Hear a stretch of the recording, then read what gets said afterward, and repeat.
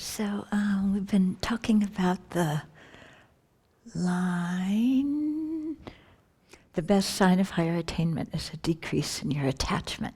So we talked about just general attachment in daily life.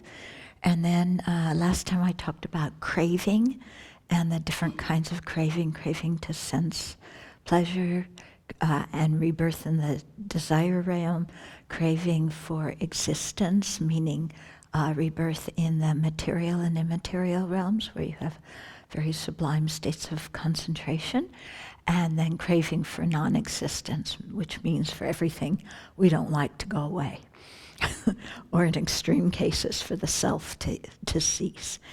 Okay, then there's still yet another kind of attachment. Okay, attachment, there's lots of kinds of attachment, because we have lots of attachment. So this one's clinging, okay? So there's 4 different kinds of clinging. And actually, when we delineate, when we break it down into these groups, they don't encompass all the different kinds of craving, and the 4 don't encompass all the different kinds of clinging. Okay, so in terms of clinging, again, we find our old favorite, clinging to sense objects, So nice things, smells, sounds, tastes, touches, reputation, honor, praise, all these kinds of external objects, and so really clinging very strongly to them. And clinging here is usually talked about as an increase of craving. So it's, you had the craving, we had the ordinary attachment to sense objects, and then we had the craving for them. It's getting a little bit stickier. And then the clinging, and we're like, gotta have it, So there's that. And then the next 3 are actually clinging to different views. Yeah? So we don't always cling to external objects or existence in samsara. We cling to views. And this can be especially pernicious when we cling to wrong views. So the second kind of clinging is, it's just called clinging to views. And this means clinging to all sorts of wrong views, except the clinging to a personal identity and clinging to bad ethics and observances, which are the 3rd and 4th ones, for 3rd and 4th types of clinging, which we're going to come to. But the second one includes all the other wrong views. Okay, so these wrong views are, it's not voting for the wrong person. That's not what we're talking about. Okay, it's, although I could extrapolate on that for quite a while, as you know, but I will refrain myself. Here we're talking about views about that matter for spiritual practice. So for example, if we say, there's no such thing as karma and its effects, meaning that our actions have no kind of ethical dimension. You can do whatever you want and it's not going to affect what you experience.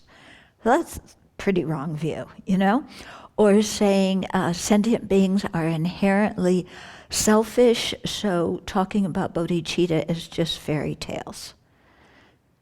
Yeah, it's a wrong view. Or saying, I could go on and on, having that there's a permanent creator, that, there's no such thing as the Buddha, just on and on. So all these kind of wrong views that if we follow them, we go down the wrong spiritual path and we don't gain any genuine realizations. What they call it is you gain wrong realizations, which is kind of an oxymoron, but, that's what they say. Okay, and then the 3rd one, this one is clinging to views of a personal identity. Okay, so it can start with clinging to a permanent, unitary, partless self that is independent of the aggregates and is the thing that carries the karma. It could include clinging to a self-sufficient, substantially existent self, which is like the the feeling we have that, there's a me that can control our body and mind, the controller. We're really into that one. And then the much subtler clinging to self, when we think of the self as inherently existent, as not dependent on any other factor, including term and concept. Yeah, being totally independent, even of the mind. Yeah. So all those kind of wrong views keep us firmly entrenched. That, especially the one of the view of the personal identity, keeps us very, entrenched in samsara. That's the root of all the other afflictions. And then the fourth type of clinging is another specific kind of wrong view, which is this one is really hard to get a good translation that satisfies everybody. But what it is, it's like clinging to bad ethics and then observances. And so in the Tibetan tradition, they talk about it as, bad ethics, thinking that it's okay to steal in order to feed your family. It's okay to kill and, to get rid of the infidels, these kinds of things. Things that are unethical, we think are ethical. And also observances. Here it refers to, I guess, some practices they did in ancient India. I remember one of my teachers saying that, if you jump on a trident and it comes out the center of your head, then that indicates you attained realization or liberation. I don't think that's a good way to kind of pass the test. But, there's all sorts of views about, what constitutes the path to liberation. So wrong views about that. In the Pali tradition, they also include, and here I think this makes a lot of sense, wrong views about rituals and ceremonies. And considering that Buddhism existed within a Brahminical society where saying doing the ceremonies and the rituals exactly 100% perfect was really emphasized, over transforming your mind. Yeah. So you had to pronounce everything correctly and do the ritual correctly, and that was the path to liberation. That's what accumulated good karma and whatever else they constituted the path. And so, having that kind of wrong views about rituals and ceremonies, which I think is very easy to have in our culture as well, because it's just, okay, let's just do this ceremony, and the ceremony itself has power and will change our karma or get us to enlightenment. And so not seeing rituals and ceremonies as actual ways to transform our mind, but seeing them as being in and of themselves the path. Okay? And that one, it's easy to kind of slide into, especially when, we're in a tradition that has a lot of rituals. And you can chant all day. I remember staying in one of the Tibetan nunneries, and we on one of the major holidays, we chanted from morning till evening. Really, literally, just constantly broke for lunch and pee-pee breaks, and that was it. But that's kind of a wrong. If you don't transform your mind, thinking the ceremony itself has some kind of inherent liberating power, is not really correctly following the path. Okay, so that is the fourth type of clinging. Okay, so to sense objects, to wrong views, except the two wrong views that are the third, clinging to a personal identity, clinging to the view of a personal identity, and the fourth, clinging to a view of bad ethics, or just you could say ethics and observances, whereas those two are misunderstood.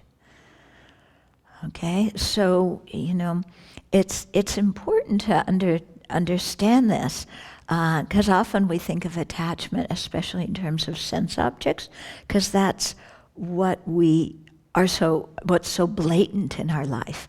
But also, we can really get very attached and crave and cling to a lot of wrong notions. And that is very serious in our Dharma practice.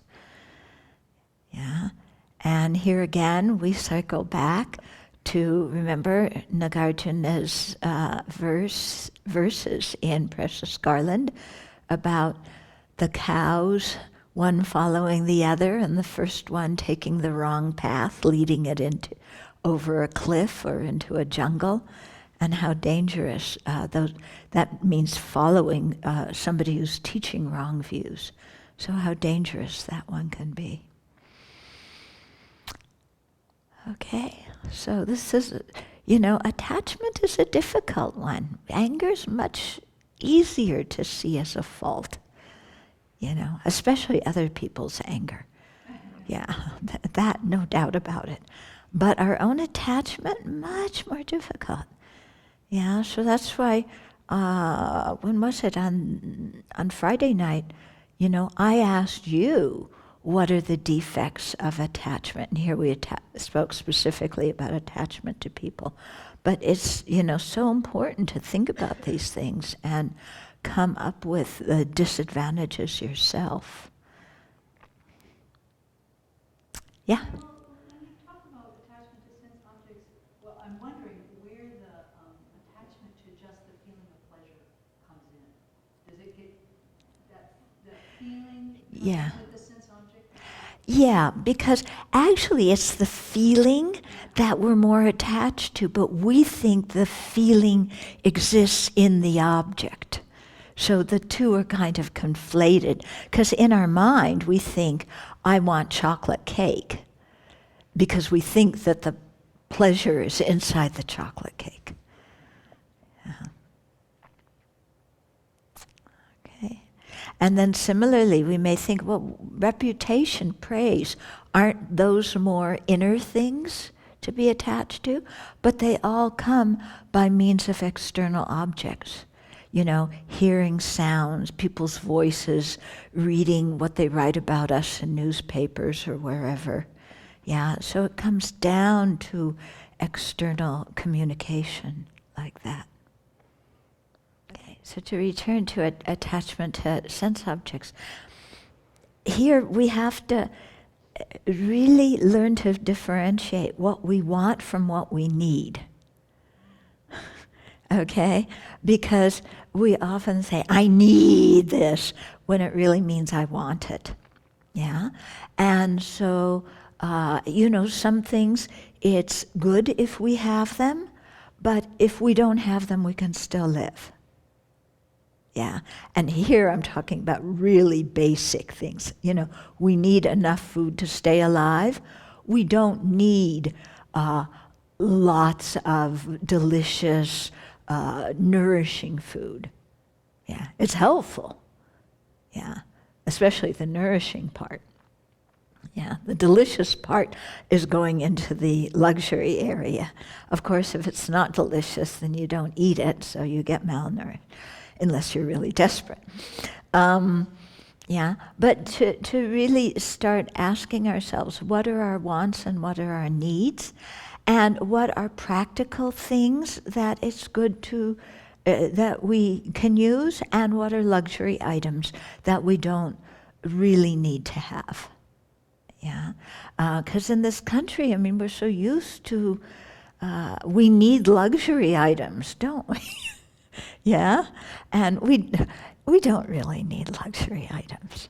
Yeah, once you lived in a third world country, you realize that you don't need so many things that you think you need.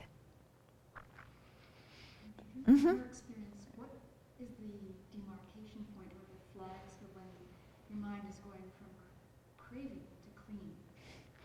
When you go from craving to clinging, it's the intensity.